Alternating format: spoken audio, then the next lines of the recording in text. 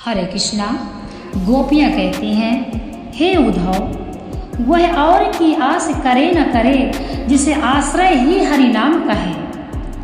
उसे स्वर्ग से मित्र प्रयोजन क्या, नित्यवासी जो गोकुल धाम का है। बस सार्थक जन्म उसी का जहाँ हरे कृष्ण जो जाकर श्याम का है। बिना कृष्ण के दर्शन जग में यह जीवन ही किस काम का है। इस जगत में यदि हमको भगवान से प्रेम नहीं है तो ये हमारा जीवन ही व्यर्थ है। उसे और किसी से आश्रय करने की आवश्यकता नहीं। उसे और किसी से आस वो करे या ना करे, क्यों? आश्रय ही हरि नाम का है। अब जिसको आश्रय ही हरि नाम का है वह और किसी से आस करे या ना करे। यदि आश्रय हरि नाम का है तो किसी दूसरे की आस की आवश्यकता ही नहीं है। उसे स्वर्ग से मित्र प्रयोजन क्या, कितनों भी अमीर हो, सर्व गुण संपन्न हो, किसी प्रकार की परेशानी ना हो, चाहे साक्षात कुबेर हो, यानी धन की कमी ना हो, किसी भी वस्तु की कमी ना हो। इस संसार में जो भी भौतिक वस्तुएं हैं उसकी कमी ना हो। उसे स्वर्ग से मित्र के प्रयोजन क्या,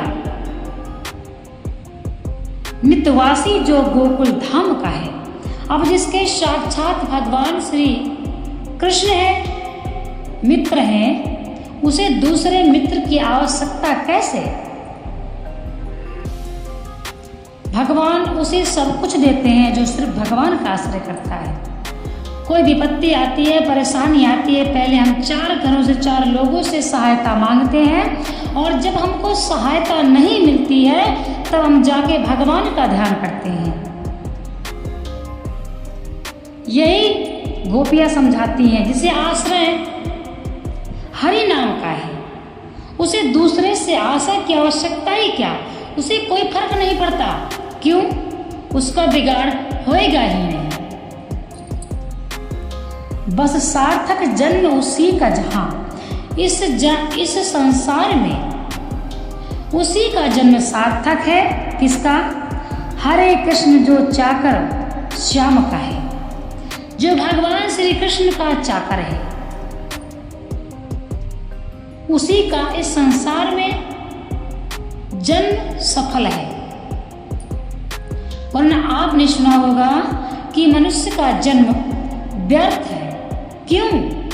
जो हरि नाम से वास्ता नहीं रखता, जो धर्म का पालन नहीं करता, जो अपने वेदों का सम्मान नहीं करता, जो शास्त्रों का सम्मान नहीं करता, जो भगवान से प्रेम नहीं करता, अपने माता पिता से प्रेम नहीं करता, उसका जीवन वह मनुष्य होकर भी पशु के समान समझो जी रहा है। इतना चल करके भोजन करना, एक पशु है, मान लीजिए वो चल करके अपना भोजन ढूंढ के स्वतः खा लेगा, ढूंढ के पानी स्वयं पी लेगा और अपने लिए एक अच्छी जगह देखकर वह बैठ जाएगा, आराम करेगा, वहीं पर वह रात बिता लेगा। ये कार्य तो पशु भी कर रहे हैं। फिर पशुओं में और मनुष्यों में क्या अंतर है? पशुओं में और मनुष्यों में क्या अंतर है? यदि पशुओं की तरह खा लिया, पी लिया, घूम लिया, फिर लिया और एकांत जगह पाकर, सही जगह पाकर सो गए, तो मनुष्य का जीवन जो है वह व्यर्थ है। बिना कृष्ण के दर्शन जग में यह जीवन ही किस काम का है। जिसके हृदय में भगवान नहीं है, जिसके लिए भगवान का दर्शन जरूरी नहीं है, उस व्यक्ति का इस संसार में रहना ना रहना, इस संसार में भौतिक वस्तुओं से प्रेम करना, अपने सुख के लिए वस्तुओं को ढूंढते फिरना, अपनी इंद्रियों को सुखी करने के लिए मनुष्य परेशान है। ये इंद्रियां कभी भी संतुष्ट नहीं होती हैं। बस इसीलिए मनुष्य को सिर्फ भौतिक मनोरंजन की वस्तुएं हैं ये, सिर्फ इनके लिए जीवन पूर्ण रूप से निछावर कर देना उचित नहीं। करिए, क्यों? क्योंकि हम भोजन, मकान, वस्त्र के बिना नहीं रह सकते। इतनी व्यवस्था करिए कि आराम से खा सकते, आराम से अच्छे वस्त्र पहन सके, तब तो ठीक है।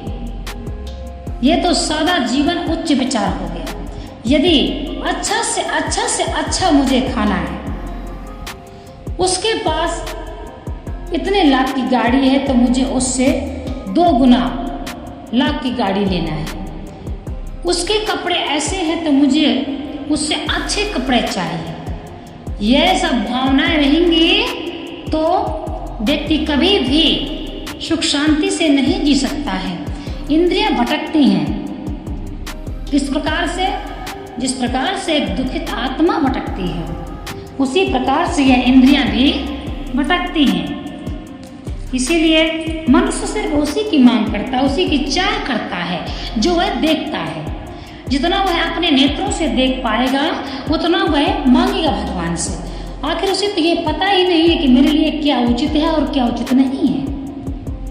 आप ही सोचिए, जितना हम लोग, सभी लोग, हम भी और आप भी, सभी इस संसार में सभी पैसे के लिए भग रहे हैं। ऐसा कोई नहीं है जो पैसे के लिए नहीं भग रहा। कोई ही महान आत्मा है जो पैसे के लिए नहीं भग रहे।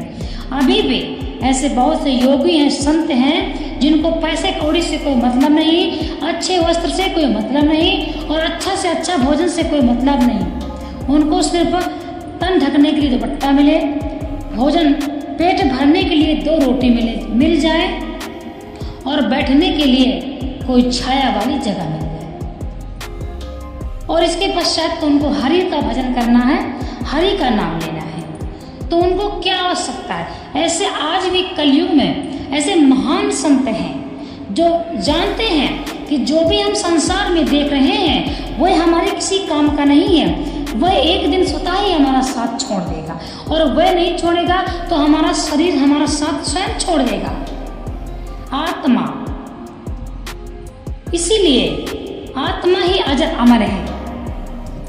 तो ऐसे कलयुग में भी महान संत हैं जिनकी वजह से आज भी धर्म टिका हुआ है और जिनकी वजह से आज भी पृथ्वी सुरक्षित है और जिनकी कृपा से अम्बानी संसार में इतने योगी तपस्या कर रहे हैं, संत तपस्या कर रहे हैं, जंगलों में गुफाओं में घुसकर जो तपस्या कर रहे हैं, उनकी वजह से हम आज, उनके ही आशीर्वाद से आज इस संसार की रक्षा है। यह समझना चाहिए। साधु ब्राह्मण इस संसार में, पृथ्वी पर भगवान का स्वरूप है। इनका दर्शन पुनीत है। इनके दर्शन मात्र से ही पाप नष्ट हो जाते हैं। ये बहुत ही समझने का विषय है।